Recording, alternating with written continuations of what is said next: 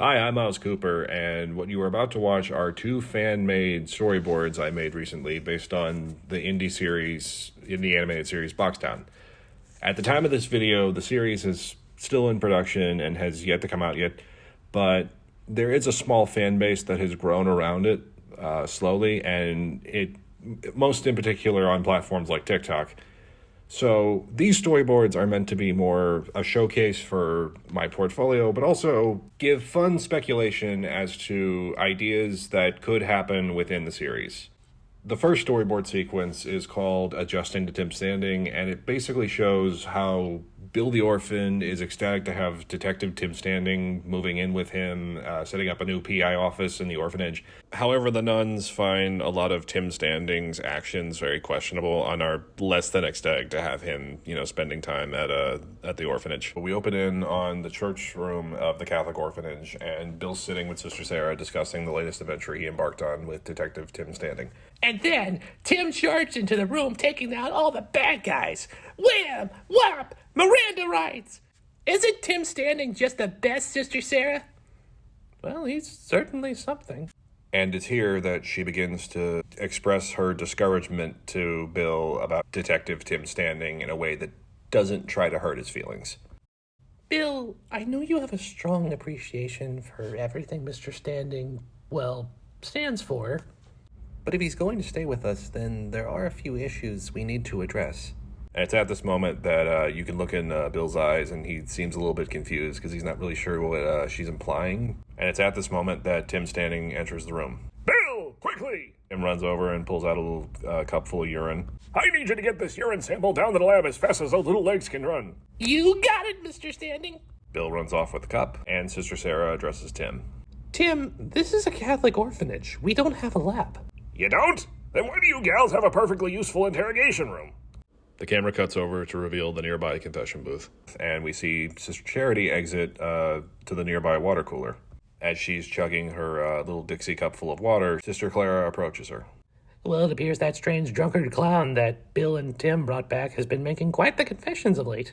Sister Charity doesn't even notice her. She still continues to chug her little Dixie cup. How has the poor unfortunate soul been, sister? Charity stares directly at the camera as she crushes the little Ditsy cup like a beer can on her skull. She then takes the crumpled up styrofoam little cup and just drops it like a mic. When I'm done with that man, he'll be singing Hail Marys all the way to Heaven's Gate. Oh, goodness. And that's the end of the scene. Okay, so this is the second sequence. It's called Rough Deal. It's where the two biggest crime heads in the show, one being the king of crime and the other being Wolfie, the dog, come together to form an alliance to take down Bill and Tim Standing and become the ultimate kingpins in all of Boxtown. The sequence begins with two goons holding up some weird disheveled item. We found him, boss. He was hiding in the dumpster. They toss what they found into the spotlight, and it turns out to be the king of crime, very displeased of his abduction. Who the hell do you guys think you're dealing with? I'm mother frickin' royalty, damn it! At this moment, we see Wolfie slowly emerge into the spotlight. Apologies if my associates were too forceful. The king's unsure how to react to Wolfie as Wolfie starts typing out a question. Care for a drink, Crime King?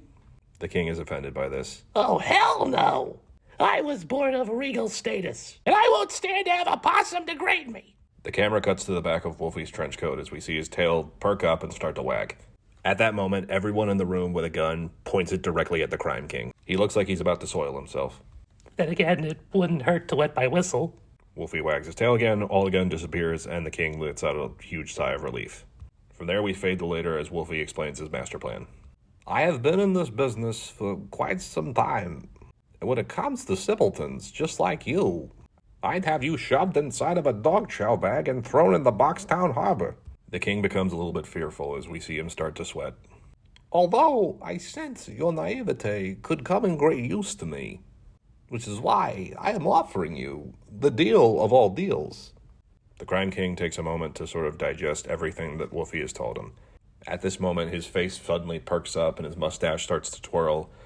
His eyes become very anime-esque, and he looks at Wolfie and he goes, Am I taking over the chocolate factory like Grampy Joe said?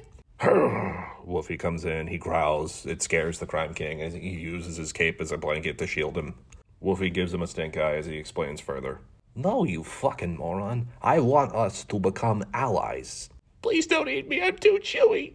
Look, punk, Help me bring down Tim Standing and his little shih tzu, and together we become the top crime kings of Boxtown. The offer drives all of the king's fears away. He begins to puzzle on it for a moment. Well, as long as I get to keep my title, you got yourself a deal, Dill Dog.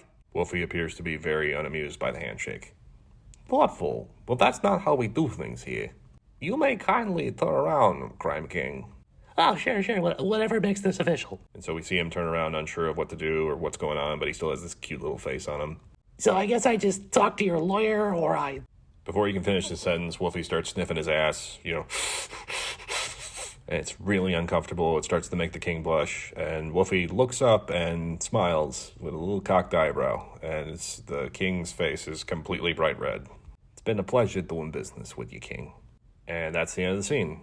And there you guys have it. That's all the Boxtown stuff I have. So that's it. See ya.